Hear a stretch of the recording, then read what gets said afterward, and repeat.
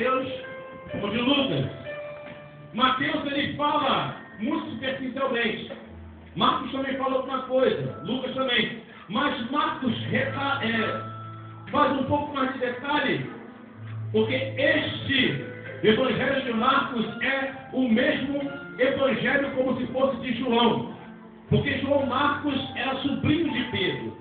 E Pedro era íntimo de Jesus. Era um dos discípulos, era um das 3 colunas que estavam com Jesus, no qual relata em Gálatas capítulo 2. Falando sobre as colunas, que era Tiago, João e Pedro. Então ele relata uma história interessante. Diga comigo assim, aonde Jesus está, uma multidão sempre está presente. Ele diz que Jesus foi para Cafarnaum, que era uma cidade marítima. E ali Jesus entrou numa casa. E diz a Bíblia que quando Jesus estava dentro da casa, a multidão era muito grande que não podia nem adentrar, não tinha acesso. É como hoje aqui às vezes, nosso culto está tão cheio que às vezes pessoas ficam até do lado de fora. Não somente aqui, mas em outras, em outras casas, igrejas que pregam a palavra do Senhor. Diz a Bíblia que Jesus estava ensinando. E aonde Jesus está, sempre algo diferente acontece. Diz a Bíblia em João capítulo 15, versículo 3, Jesus fala que vós já estáis limpos pela palavra que vos tenho anunciado. Em João 17, Jesus fala assim: santifica-os na tua verdade, a tua palavra é a verdade. A Bíblia diz em Salmo capítulo 119, versículo 97, assim: ó, quanto eu amo a tua lei, ela é a minha meditação de dia e de noite. No Salmo 12, versículo 6, está escrito assim: as palavras do Senhor são palavras puras como prata refinada em forno de barro, purificada 7 vezes. Romanos capítulo 10, 17, está escrito que a fé vem pelo ouvir, e o ouvir a palavra de Deus. Então a palavra de Deus, ela faz algo diferente, ela move algo diferente. Diz a Bíblia em Mateus capítulo 6, capítulo 7, Jesus passa uma temporada pregando em um mesmo local, em cima do monte. E a Bíblia em Mateus capítulo 6, depois Jesus está todos aqueles ensinamentos, prega em cima do monte. O Mateus capítulo 7, o versículo 28, fala assim: e todos se admiravam da sua doutrina, porque ele lhe ensinava com autoridade e não como os escribas e fariseus. A palavra de Jesus é uma palavra diferente, é uma palavra que tem autoridade. Hebreus capítulo 10, versículo 23, está escrito assim: que eu esqueci a passagem agora, meu Deus, deu chute, mas eu vou lembrar. Calma aí que eu vou lembrar. Retenhamos firme a nossa confissão, porque fiel é aquele que prometeu. Meu Deus, eu não vou esquecer. Não vou esquecer. Jesus, minha mente é que nem um capta coisa mais do que um computador. Amém? Eu consigo gravar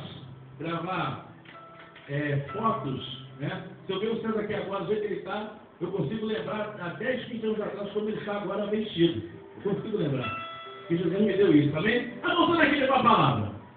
Então, Jesus, ele entrou naquela casa, e segundo alguns historiadores, diz que essa casa era a casa ou de Pedro, ou era a casa de Jesus mesmo, que ele entrou. E a Bíblia diz que ele ali estava ensinando. Diga, Jesus estava ensinando. Diga, ele estava ensinando.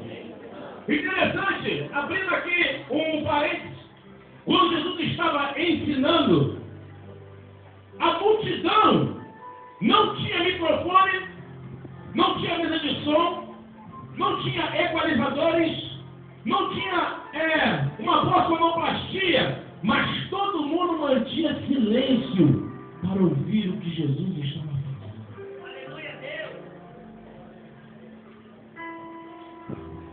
Havia uma total reverência nas palavras que saía da boca de Jesus. Eu não posso ser um grande formador, um grande homem com grande conhecimento, ou pode ser uma pessoa simples, mas quando ele abre a boca e começa a pregar, você tem que prestar muito bem atenção, porque dali está vindo coisa de Deus para a sua vida. Está vindo bênção para te abençoar. Vitórias serão derramadas. Talvez vocês não consigam ver com os olhos físicos, mas enquanto nós estamos pregando, cantando, o pastor está pregando, os pastores estão pregando, os presbíteros, os evangelistas estão pregando, alguma coisa está acontecendo no mundo espiritual. Talvez você não saiba, mas o demônio armou ciladas para tentar te pegar, armou várias e várias coisas para te pegar, para destruir tua família, tua casa, para de uma maneira tirar até tua vida. Mas quando você está aqui dentro da casa de Deus, você está guardado e protegido pelo sangue de Jesus. E voltando aqui a palavra, então, Jesus estava na casa, diga comigo, Jesus estava na casa. E aí trouxeram um paralítico. Trouxeram um paralítico, me ajuda aqui. Wagner é meu moço fiel. Ele sabe disso, eu amo muito ele. Trouxeram um paralítico, Senhor. Eu poderia falar assim, ó, trouxeram um paralítico e Jesus curou. Mas eu fiquei meio perplexo. Falei, paralítico por quê? Um paralítico. E quando foi um dia eu fiquei com o pastor, ele me deu mais um guizozinho, foi? Eu fiquei assim perplexo, assim, eu vou saber o porquê da paralisia, o que causa a paralisia. Presta atenção, eu sou atenção, não sou médico, não sou doutor, mas todos vocês sabem que eu gosto muito de pesquisar. E eu pesquisei o que significa paralisia, ou mesmo que paraplegia, que é a cessão ou encerramento dos movimentos da perna. Uma pessoa que ele tem a paraplegia, que ele é paraplégico, ele pode ter sido por acidente de vários fatores. Presta atenção. O líquido que corre no corpo, que corre entre os ossos, é um líquido chamado sinovial, que ele não passa, ele só fica, ele não passa da cintura para baixo, fazendo que com que os movimentos ósseos se articulem. Eu fiquei mais perplexo e falei assim, senhor, existe o paraplégico, existe o tetraplégico. Por que tetraplégico? E eu fui pesquisar. O tetraplégico, ele, além de não ter os movimentos da perna, também não tem os movimentos do braço. Entendeu? Ou seja, para você se movimentar, se eu estiver deitado aqui, eu tenho que fazer o quê? Usar meus braços, da minha perna para em pé. O tetraplégico, ele só mexe o pescoço. Não que os seus órgãos estão mortos, não. Mas ele não consegue se movimentar. E a coluna cervical, que ela pega aqui atrás, no pescoço em forma de U, ao contrário, é uma coluna que encaixa 26 ossos, que vai da cervical até a lombar.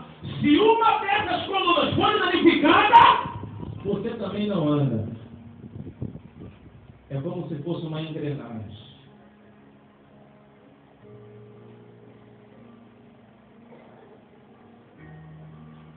Se a igreja não estiver unida, a igreja não anda. Se você não estiver fechando com o pastor, a igreja não anda. Se a igreja não tiver nenhuma só visão, a igreja não anda. Pode ter o melhor projeto que for, investir, empresários, dinheiro, tudo, mas se não houver uma visão só, a igreja não anda. Se você não estiver fechado com a sua família, você não anda.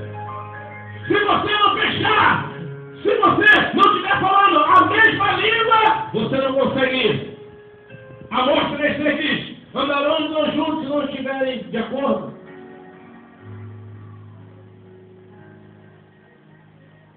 está entendendo o que eu estou falando aqui, diretamente? Amém. Glória a Deus. É uma engrenagem. E o paralítico está ali, caindo. Porque ele tem falência, tanto na perna como no braço. Ele pode estar, Senhor, ele pode estar vendo, ele pode estar legal. Mas se ele não se movimentar, ele se sente inoperante. Irmãos, tem muita gente que está inoperante hoje espiritualmente. Está paraplégico ou tetraplégico espiritualmente. Pode estar andando, falando, cantando, gritando, pulando, saltando, mas ainda está enfermo espiritualmente. Tem muitas pessoas que não conseguem avançar na vida, progredirem na vida. E olha só, paralisia fala de estacionamento. Deus, Ele nos dá tudo. Dá ou não dá? Sim ou não? Mas você tem que ir lá pegar. Continua fazendo fundo com o Zé Carlos aqui. A Bíblia diz em Salmo 115:16: os céus são os céus do Senhor, mas a terra Ele deu aos filhos dos homens. Deus nos dá a oportunidade da saúde, da saúde, da paz, de tudo. Ele te dá emprego, te dá carro, dá tudo, mas você tem que ir buscar.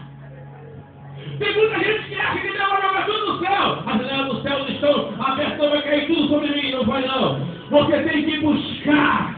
Você tem que ir em frente.